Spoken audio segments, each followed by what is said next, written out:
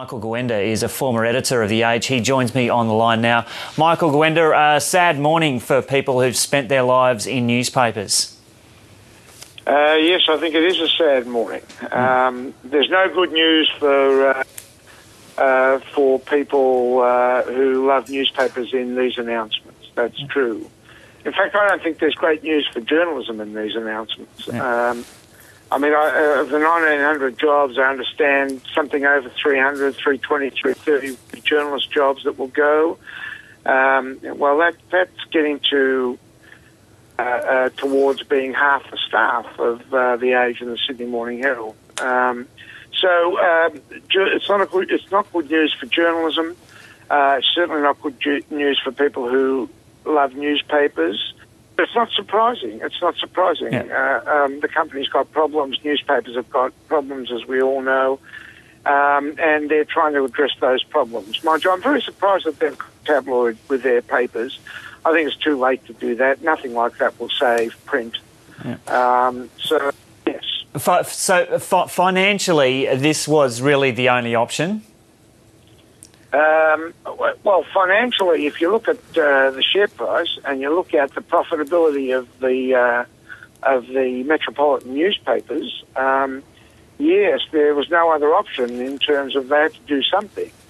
I just think that these solutions, I understand they're going to print their papers at regional plants that they still have, and close down Chullora in Sydney and Tullamarine in Melbourne. That'll save them some money. Going tabloid might save them some newsprint. But they won't be producing the sort of papers and the sort of journalism that we've come to expect from these papers.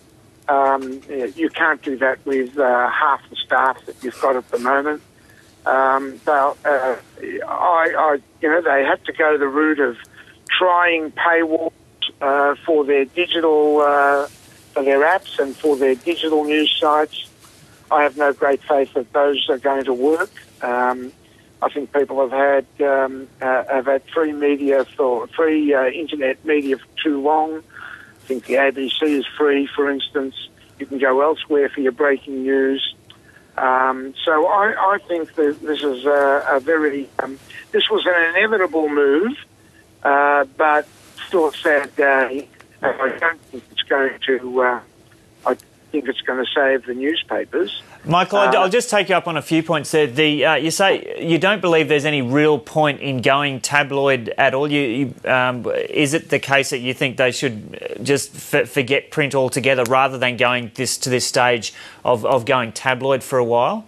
No, I actually believe print would have a future if they decided to produce a radically different newspaper than they're producing at the moment, and they may still do that. Which was a high quality, top end type newspaper that was a bit like the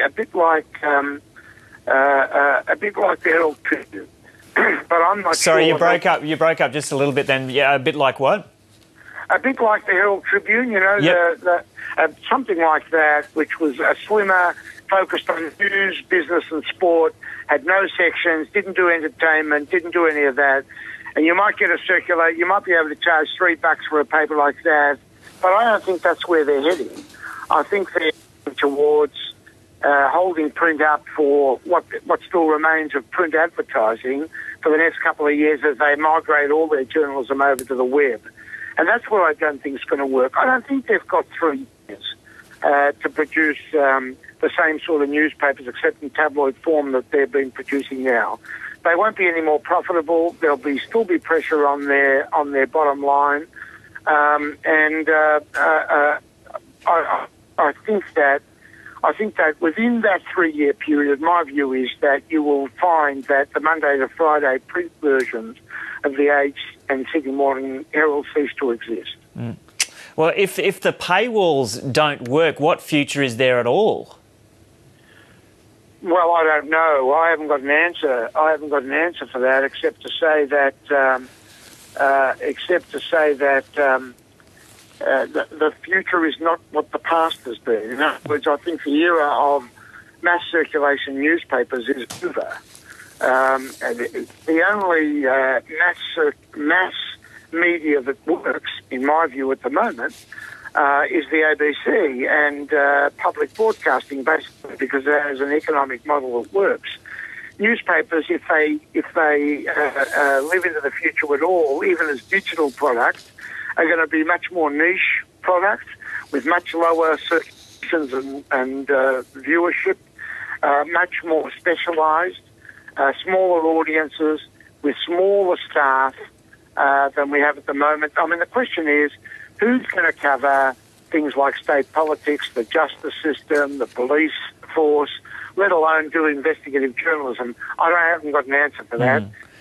But these papers won't be doing it. Yeah, well, the company says it's going to be maintaining its commitment to quality journalism. Can it do that in a tabloid format? It can do it in the tabloid format. The question is not the format. Yeah. The question is resources.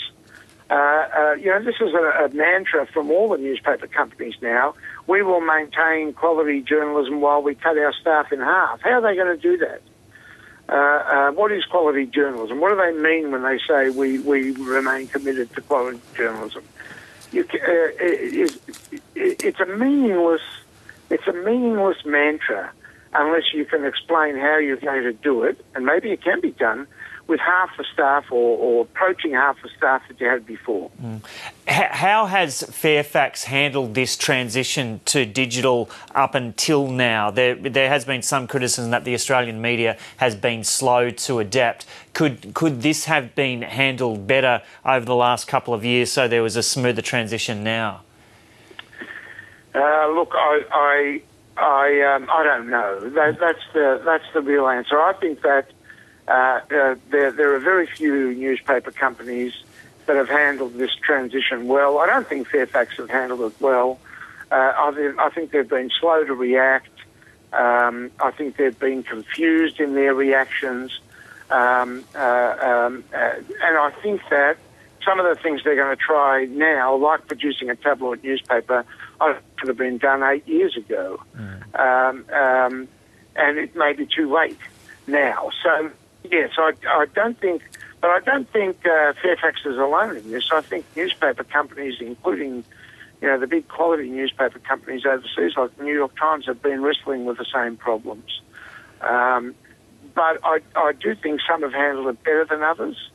But I don't think any of the newspaper companies has an answer to how they can make enough money to produce the sort of journalism that they've been able to produce in the past with the revenue that they got from advertising in the print products. No one knows the answer to that. OK, a sad day for newspaper people around Australia. Michael Gawenda, thanks for talking to us. Pleasure.